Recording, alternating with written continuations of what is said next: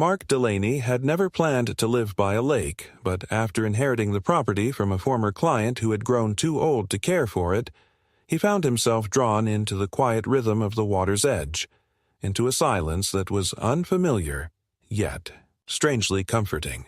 He was a man who had spent most of his adult life in courtrooms, where words were used as weapons, where sharp exchanges between attorneys echoed like metallic strikes, and where documents carried more weight than any gesture of kindness. His work as an intellectual property lawyer had been draining, leaving him with a constant hum of arguments in his mind even when cases were long finished. But here at the lake, the air seemed to press down on those restless thoughts, quieting them in. A way nothing else could, the house itself was modest, a cedar-framed structure that leaned slightly toward the water, as though it had been listening for decades to the waves that tapped the shore. It wasn't grand, it wasn't modern, but Mark saw in it a solidity that resonated with something in him he had almost forgotten, a need to anchor himself in something steady after years of professional turbulence. At the end of the lawn, which sloped into a narrow strip of reeds and stones, there was a wooden dock, long weathered by time, its boards gray and splintered, smelling faintly of resin when the sun warmed them. That dock had been built by the previous owner's father decades ago, and though it sagged slightly to the left, it was still firm enough for Mark to walk out in the morning with his coffee and sit, staring at the water's surface until the line between thought and reflection blurred. For him, that dock became more than an old structure. It was a tether, something physical that held him in place when everything else seemed uncertain, and as the weeks passed, he began to think of repairing it, not to modernize it, but to honor the quiet dignity it still carried. He would sand down the edges, replace the most broken planks, maybe even treat it with a coat of protective oil, and in doing so he imagined himself restoring not just the dock, but a kind of continuity that had been missing in his own life. The lake was not isolated, though.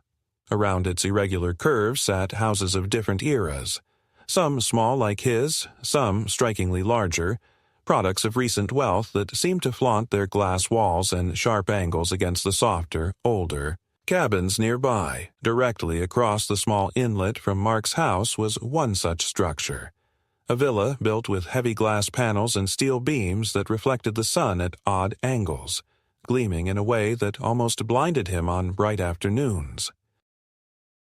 The house belonged to a woman named Karen Stanton, though Mark had not met her directly. He had only seen her once from a distance, walking along her terrace in a robe, a glass of wine in her hand even though it was not yet noon, her posture radiating ownership and command. The locals whispered about her, about how she had insisted on the placement of her house to maximize its view of the water, how she had donated generously to a local park initiative, and how she often used those contributions to remind the council that her voice carried more weight than most. For Mark, she was simply another neighbor, and he had no intention of entangling himself in whatever social web spun around her presence. All he wanted was to live quietly, to find a rhythm that didn't revolve around deadlines and depositions, to let the lake erase the courtroom echoes that still clung to him. He told himself that the property was a chance at renewal, that even though it had not come from family or bloodline, it could become a kind of inheritance nonetheless, a place where he could shed the constant tension of his profession and rediscover what it felt like to simply exist. He had no way of knowing then that the dock, that fragile, weathered strip of wood he had begun to cherish, would soon become the center of a storm, not because it was unsafe or unsightly, but because it existed at all in the line of sight of a neighbor who believed the lake belonged to her eyes alone. Mark first realized something was wrong on a late afternoon in early spring, when the sun was sliding low behind the ridge and the water had turned the color of tarnished silver.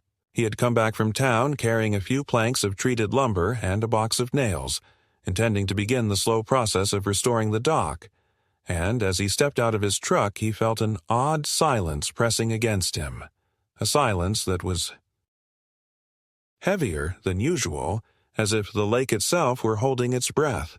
The air carried the acrid scent of sawdust mixed with something metallic, the kind of smell left behind by power tools. And when he walked down toward the shoreline, his steps slowed, his chest tightening with an inexplicable dread. The dock was gone. Not damaged, not partially dismantled, but completely erased, the pilings ripped out of the mud, the planks carted away, the shoreline left raw with churned earth where machinery had bitten into it. For a long moment he stood still, the lumber slipping from his hand, his mind struggling to form a coherent thought, as if his eyes were lying to him and the dock might still be there if he only blinked hard enough. But the absence was undeniable, as sharp as a missing tooth. He searched the ground for some trace of what had happened, and it did not take long to find the heavy tracks of tires pressed deep into the wet soil, the imprints of machinery that had backed down to the waterline. Whoever had done this had not been subtle, and yet no one had spoken to him, no letter had arrived, no official warning had been taped to his door. He felt violated, not only because something that mattered to him had been destroyed, but because it had been done in secret, behind his back, as if he were irrelevant in his own home. Mark stormed back up the slope, heart pounding, already rehearsing the words he would use to demand answers, but before he could even reach his porch, a white SUV with tinted windows rolled to a stop on the narrow gravel road, and a woman stepped out, tall, immaculately dressed in tailored slacks and a cream blouse that seemed out of place in the muddy terrain. Her blonde hair was arranged carefully, her sunglasses oversized, and though she smiled when she saw him, it was the kind of smile that concealed more than it revealed. "You'll thank me for it," she said before he could even open his mouth, her voice carrying the calm superiority of someone accustomed to issuing orders. That dock was an eyesore, not to mention a hazard. I couldn't keep looking at it every morning from my window. It ruined the line of the horizon. Mark stared at her, stunned, struggling to process the blunt audacity of what she was saying. "You had no right," he managed finally, his voice raw. "That dock was on my property. It's been here longer than either of us."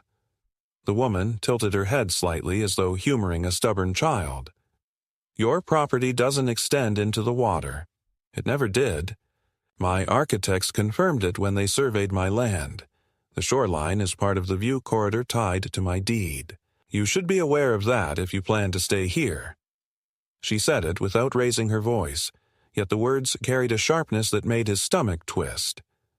Mark felt heat rising in his chest, a mix of anger and disbelief.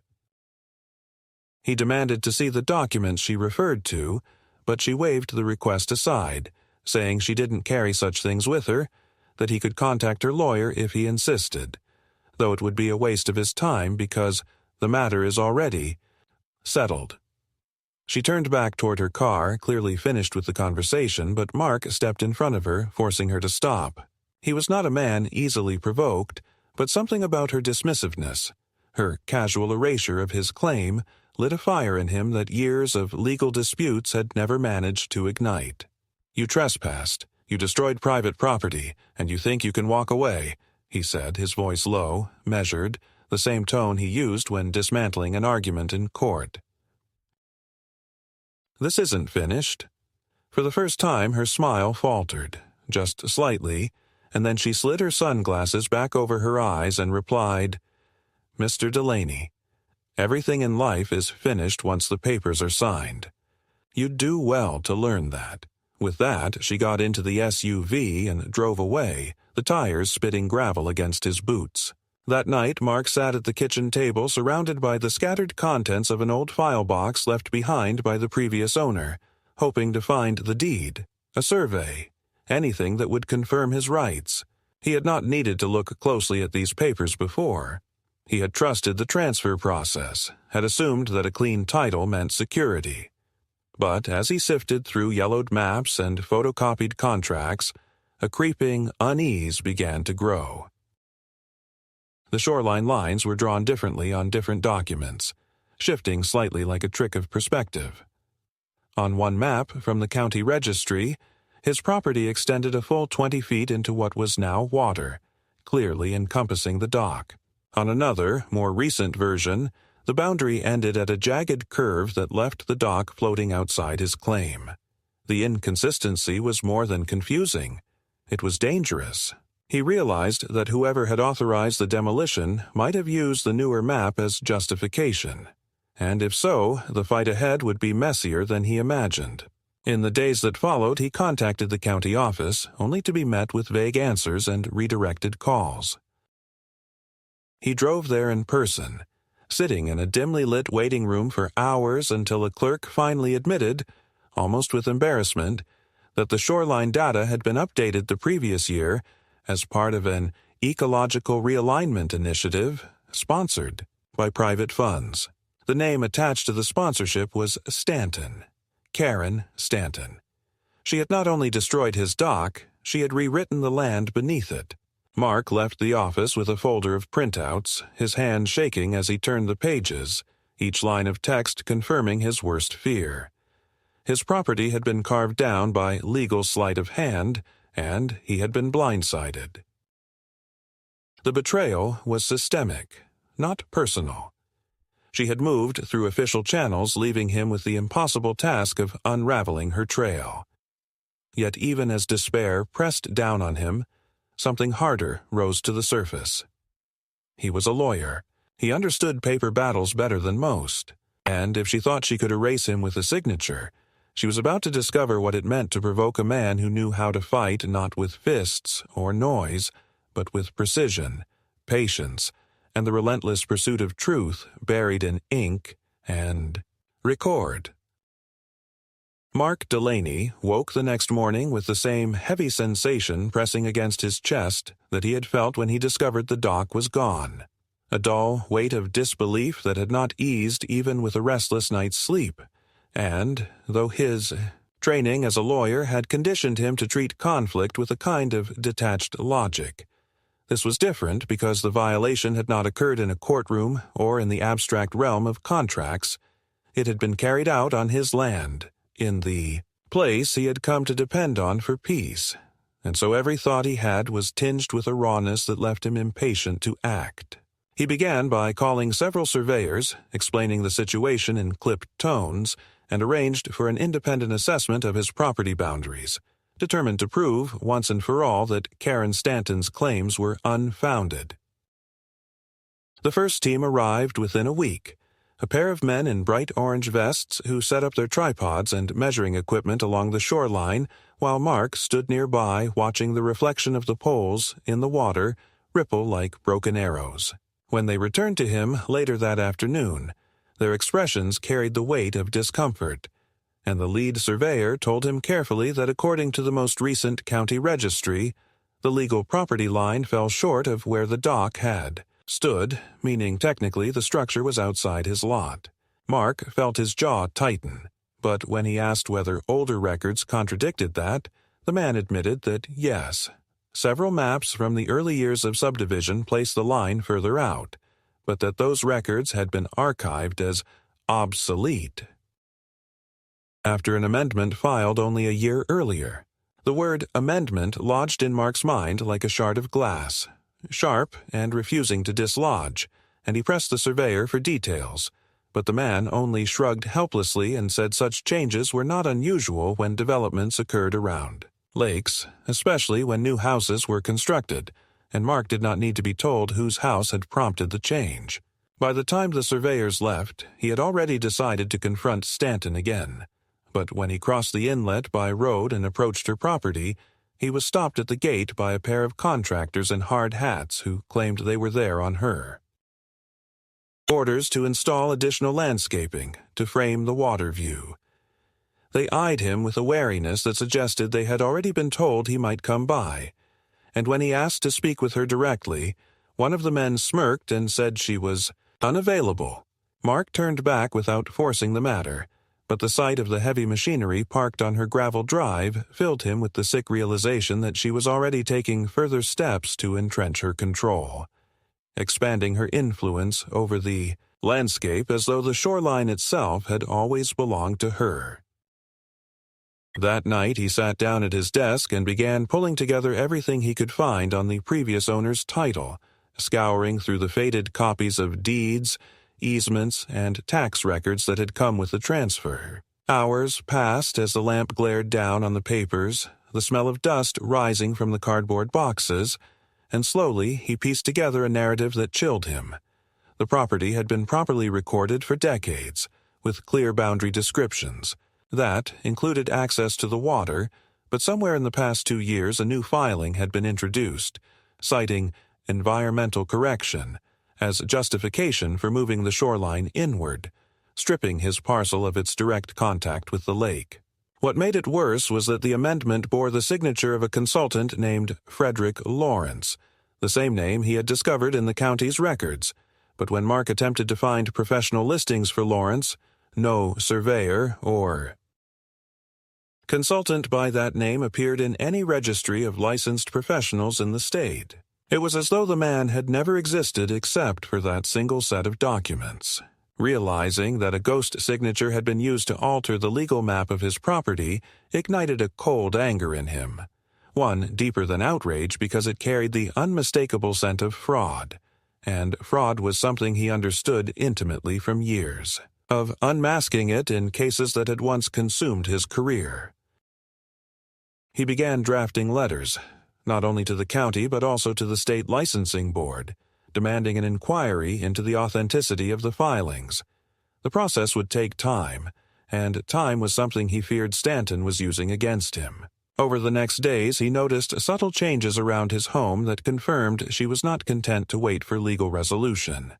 Piles of gravel appeared near the inlet, heavy footprints pressed into the damp ground, and once he found surveyor's tape, strung across his lawn without his consent, bright orange strips fluttering in the wind as if mocking his claims. Each intrusion deepened his sense that she was orchestrating a campaign not just to seize the shoreline but to break his will to resist. The final spark came one evening when he returned home to find a formal letter shoved under his door, bearing the letterhead of Stanton's attorney. The document accused him of harassment and obstruction, citing his attempt to confront her contractors at her gate, and went further to demand that he cease all unauthorized use of the shoreline corridor. Reading the words, Mark felt a surreal twist in his chest, as if he were living in an inverted world where the victim had been recast as the aggressor. The letter threatened civil action if he continued, and though the threats themselves did not frighten him, he had received countless such notices in his career.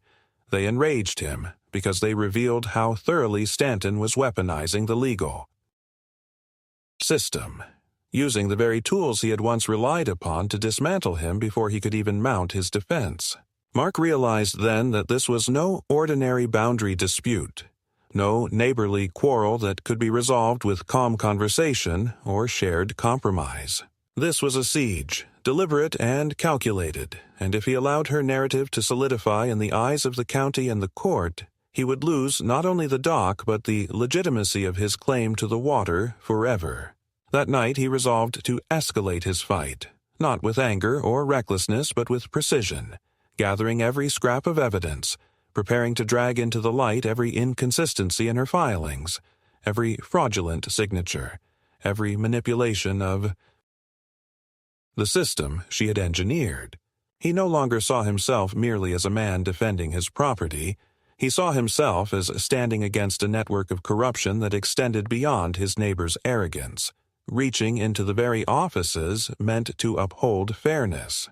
The escalation had begun, and he was determined not to falter, even as the shoreline outside his window seemed to grow darker with each passing night, the water reflecting not peace but the distorted shimmer of a battle he could no longer avoid. The weeks that followed were consumed with a rhythm that Mark had not known since the height of his practice, a rhythm of research and countermeasure, late nights spent with his desk buried under piles of documents, early mornings pacing the shoreline as if the water itself might answer the questions the county records refused to clarify, and in between he endured the constant prickle of Stanton's presence across the inlet, her house gleaming like a blade under the sun, her contractors moving in and out with an arrogance that made it clear she believed victory was already hers. Each day sharpened the sense that he was being maneuvered into a corner, that she had not only altered the legal map, but also crafted a narrative where he was cast as the unreasonable obstacle to progress, and the strain of carrying that burden alone began to eat at him in quiet ways. His sleep thinned into restless scraps, his appetite dulled, and even the small rituals he had once taken solace in, like sitting with a book on the deck, became infected by the constant reminder that the dock was gone, and that his home was no longer a sanctuary but a contested battleground. The breakthrough came not through the county, which continued to drag its feet in responding to his complaints, but through his own insistence on digging deeper than any ordinary property owner would have thought to dig. He filed requests for the full survey history of the shoreline, demanding certified copies of every amendment that had been filed in the past 20 years. And when the records finally arrived in a thick envelope, he laid them out in chronological order across his dining table. At first, the sequence seemed straightforward, each survey updating minor technical details, but then his eye caught a curious gap. A 6-month period during which the usual annual shoreline verification had not been conducted, only to be followed by the appearance of Frederick Lawrence's amendment.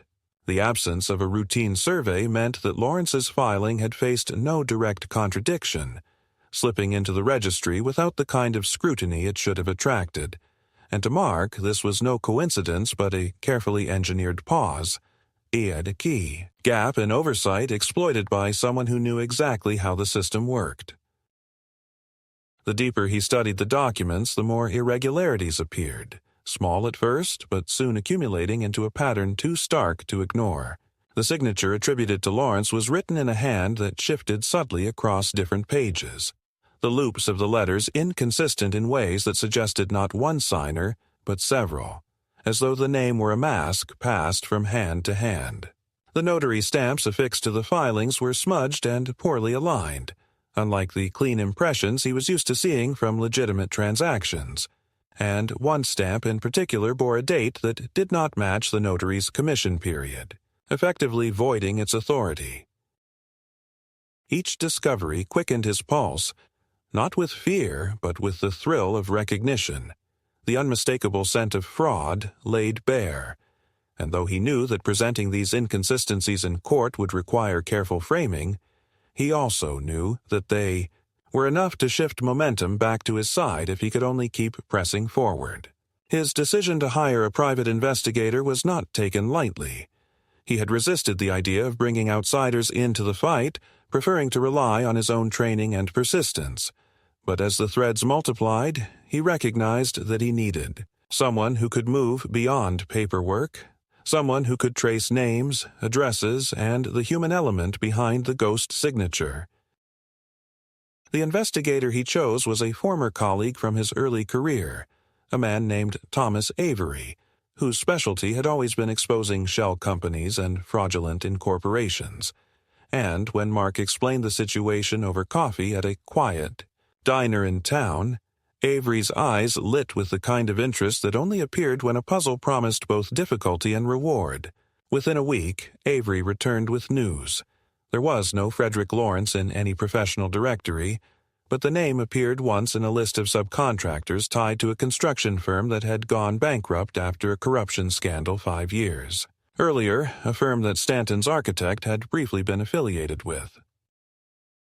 The connection was tenuous but undeniable, a ghost from the past resurfacing in the form of a forged consultant.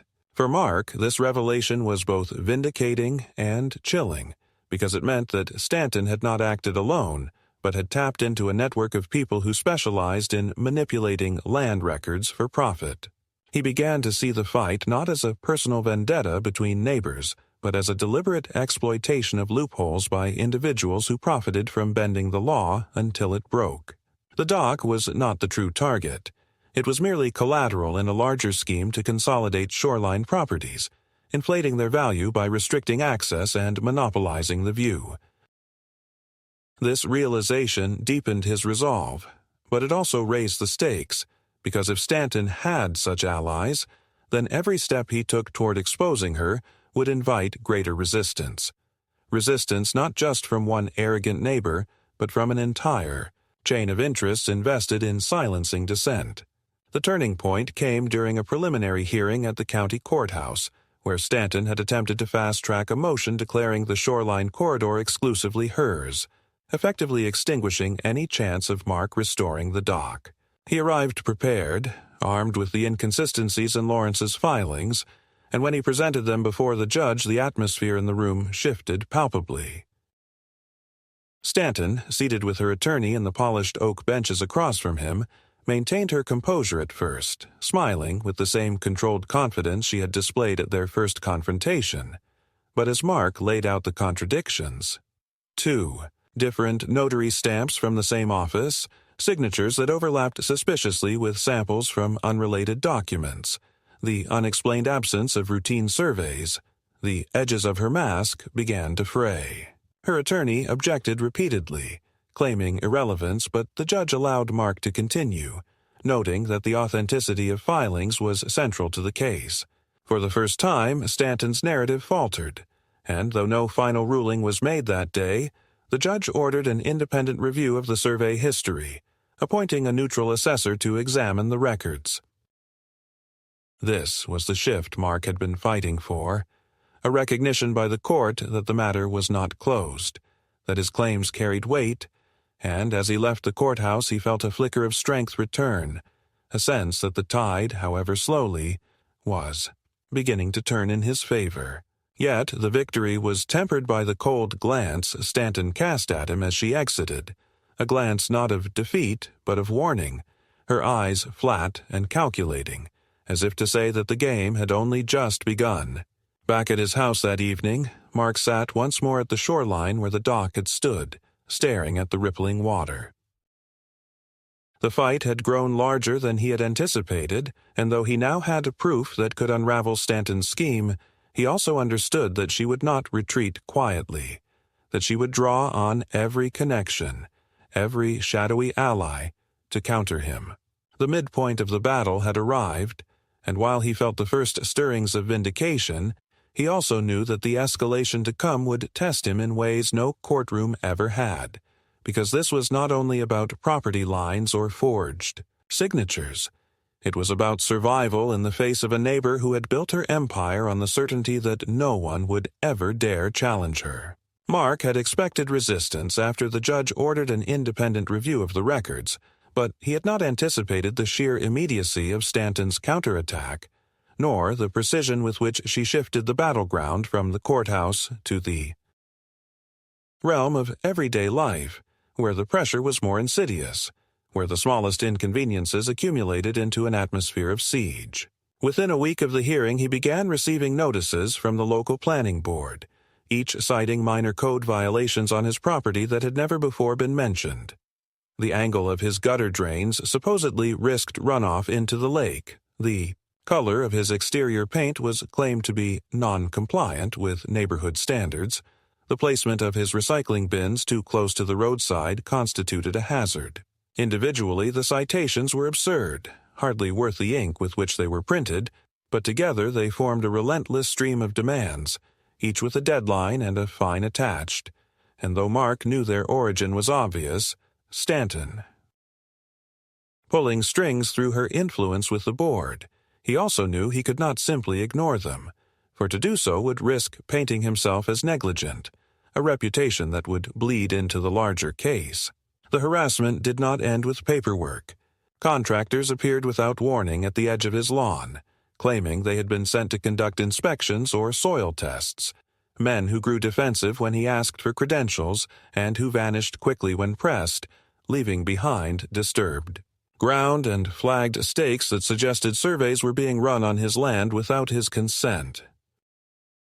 One evening, returning from a late meeting with Avery, he found his driveway blocked by a delivery truck attempting to unload pallets of stone, the driver insisting the order had been placed in his name, though the paperwork clearly bore Stanton's address. It was a performance designed not to build anything but to exhaust him, to erode his patience until he either lashed out or surrendered, and though he resisted the urge to give her that satisfaction, he could feel the steady gnawing at his composure, the creeping sense that every step he took was being observed and manipulated. Avery urged him to document everything, to photograph the intrusions, to record the dates and times, and though Mark followed the advice meticulously, a part of him recoiled at the humiliation of it, the realization that he was being reduced from advocate to defendant in his own home, compelled to prove his innocence against accusations so petty they would have been laughable if not backed by the weight of official stamps and signatures. At night, staring at the papers spread across his desk, he began to feel the suffocating presence of Stanton's network, the invisible web of connections that gave her the ability to twist institutions into weapons. She no longer needed to confront him directly because the system itself had become her instrument, each letterhead and citation carrying the authority she wielded like a blade. The real escalation came when the independent assessor appointed by the court visited his property. Mark had pinned his hopes on this review, believing that a neutral eye would finally expose the irregularities he had uncovered. But from the moment the assessor arrived, a stiff man in a pressed suit with clipped speech and eyes that darted uneasily. Whenever Stanton's name was mentioned, Mark sensed the process had already been compromised. The man conducted his survey with mechanical detachment, refusing to discuss his observations, refusing even to acknowledge the older maps Mark laid out before him, repeating only that his task was to verify compliance with the latest recorded data. Within days, the report was filed, its conclusion as bleak as Mark had feared. The shoreline amendment was deemed valid, the Lawrence signature accepted as authentic, and the dock officially categorized as an encroachment. Reading the report, Mark felt a cold wash of rage, not the hot fury of the dock's destruction, but the deeper chill of betrayal, the recognition that the one avenue meant to provide fairness had been poisoned from the start. It was Avery who uncovered the detail that shifted despair back into grim determination. Cross-checking the assessor's financial records, he discovered that the man's consulting firm had received a substantial payment only months earlier from a holding company tied to Stanton's architect, disguised as compensation for urban development. Advising. It was not outright proof of corruption, but enough to suggest conflict of interest. And though Mark knew the fight to prove it would be uphill, the knowledge itself stiffened his resolve. Stanton's reach was deep, but it was not invisible, and if he could follow the threads long enough, he would find the knot at its center. In the meantime, Stanton pushed harder. A second lawsuit was filed against him, this one alleging that his repeated challenges and defamatory assertions were causing her emotional distress and lowering the market value of her home. The claim was absurd, yet it forced him once more into defensive posture, drafting responses, attending hearings, watching her attorney spin narratives where he was the aggressor, a bitter recluse attacking a woman who only sought to preserve the beauty of her property. Friends from town who had once greeted him warmly began to look at him differently, the rumor of his supposed hostility circulating quietly, another layer of pressure woven by Stanton's campaign. The escalation was no longer about the dock, no longer even about the shoreline. It was about endurance, about whether he could withstand the slow suffocation she orchestrated until he broke or yielded. Some nights he considered the cost of continuing, the endless bills from attorneys and surveyors, the drain of his savings, the toll on his health, and in those moments of weakness he almost convinced himself it would be easier to walk away, to sell the property and vanish, leaving Stanton to her empire of glass and steel. But then he would look out at the inlet, at the scarred earth where the dock had once stood, and feel the stubborn spark that refused to die, the conviction that if he surrendered now he would be complicit in his own erasure. So he steadied himself, gathering the fragments of evidence, preparing for the battles still to come, knowing that the next stage would not be won through quiet persistence, but through decisive exposure, the kind that could tear apart the facade she had built. The second escalation had left him battered, but beneath the exhaustion there was clarity. The fight was no longer just about protecting his inheritance, it was about exposing the rot that allowed someone like Stanton to thrive. And he would not stop until the truth was dragged into daylight, even if it meant burning through the last reserves of strength he had left. The courtroom was crowded on the morning of the decisive hearing, the kind of crowd that gathered not because the matter touched them personally, but because word had spread of a bitter feud between two property owners that had somehow grown into a legal spectacle, a drama played out not only in filings and motions but in whispers carried through the town. And as Mark stepped into the chamber, he felt the eyes of strangers settle on him, their curiosity sharp as pins. Stanton was already seated at her table, her posture impeccable, her cream suit pressed without a crease, her attorney leaning toward her with the calm assurance of a man who believed the outcome was already secured. For a moment, Mark felt the familiar chill of isolation, the recognition that Stanton's wealth and influence had turned the tide of public perception. But then he caught Avery's steady gaze from the bench behind him, and he reminded himself that the case was not a performance for the crowd, but a reckoning, and all that mattered was the evidence he had carried like a burden for months. When the judge entered and the proceedings began, Stanton's attorney wasted no time in painting Mark as a disgruntled neighbor whose grievances were born not of legality, but of bitterness, emphasizing the assessor's report that had validated the shoreline amendment, pointing to the citations and complaints filed against him as proof of his unreliability, and finally presenting photographs of her property gleaming in the sunlight, a vision of order and beauty supposedly marred by Mark's obsession with a rotten dock. The narrative was polished, persuasive, and for a moment Mark could feel the balance of the room tilt, the judge listening with that measured neutrality that concealed which way he leaned. But when the time came for Mark to respond, he rose with a steadiness that surprised even himself. The exhaustion of the past months transmuted into clarity, each word flowing not as performance, but as necessity, because to falter now would mean surrender not only of his land, but of the truth itself.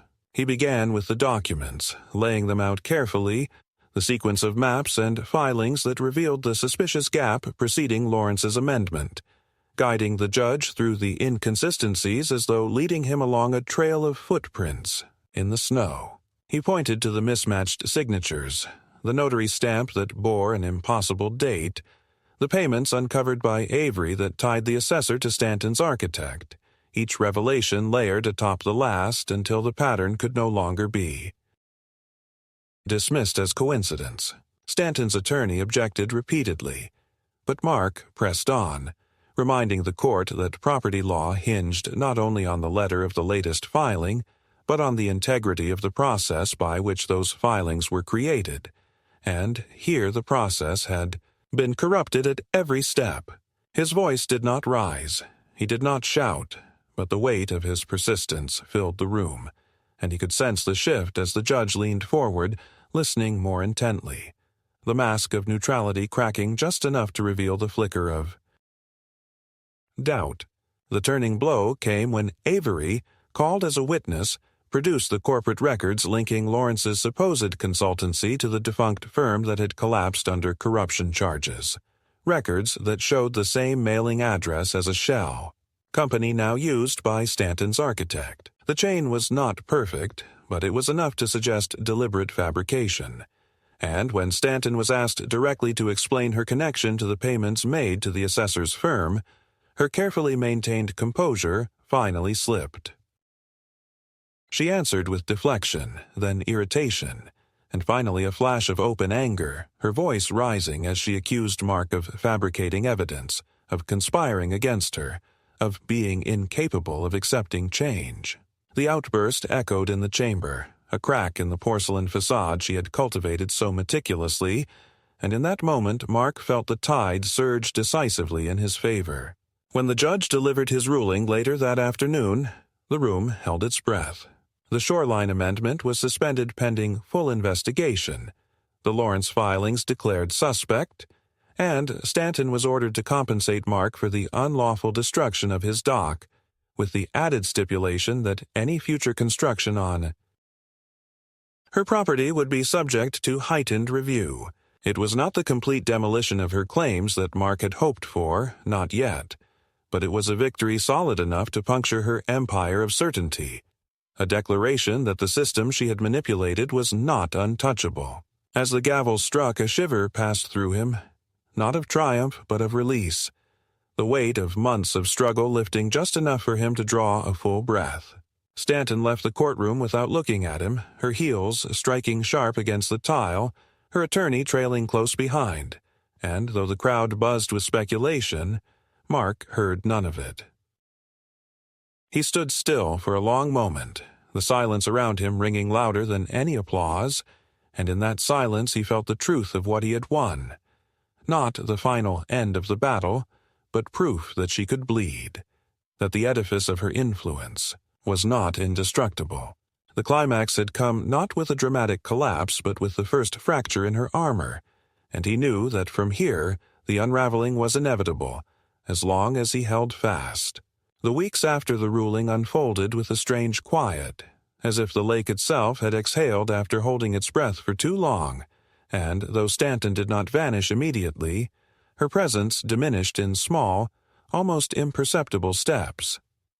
The contractors no longer arriving at dawn, the lights in her glass palace dimming earlier each night, the proud figure on the terrace no longer lingering with a glass of wine, but retreating quickly behind drawn curtains. Word spread that she had put the property on the market, that buyers were already circling, curious to claim the view she had fought so bitterly to preserve. And though Mark felt no satisfaction in her retreat, he recognized it as the inevitable end of a battle built on arrogance and fraud. The community, once hesitant and swayed by her patronage, began to soften toward him, neighbors greeting him with tentative nods, some even stopping to murmur apologies for having believed the rumors she spread.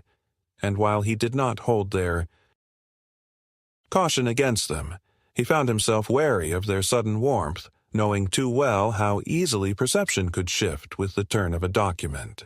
He spent those days not in triumph, but in restoration, clearing the scarred shoreline where the dock had once stood, gathering stones to stabilize the earth, planting reeds that would hold the bank against erosion. He chose not to rebuild the dock immediately, though he had every legal right, preferring instead to sit on a simple bench he placed at the water's edge, a place where he could watch the ripples shimmer in the late light and feel the quiet that had first drawn him here seep back into his bones. There was no applause, no grand celebration, only the steady return of stillness, and in that stillness he found a kind of victory that no judgment or compensation could equal. One afternoon, a letter arrived from the realtor handling Stanton's sale, a courteous note stating that the new owners would have no objection should he decide to reconstruct his dock, even offering to share the cost of surveying to ensure boundaries were indisputable. Mark read it twice, then folded it carefully and set it aside, smiling faintly at the irony. The fight had begun with the destruction of a structure he had barely begun to repair, and it ended with permission freely given by strangers who had no need to exert power over him. He realized then that the true inheritance he had claimed was not the land or the dock, but the resilience forged in the struggle, the unshakable certainty that he could withstand the slow erosion of lies and still remain standing. And so he stayed, not to gloat over Stanton's defeat, but to live in the rhythm of the water once more, his life no longer measured in court filings and disputes, but in the slow, deliberate passing of days beside the lake, where each dawn was proof that the land was his not because a judge had said so, but because he had fought for it and refused to let it be taken.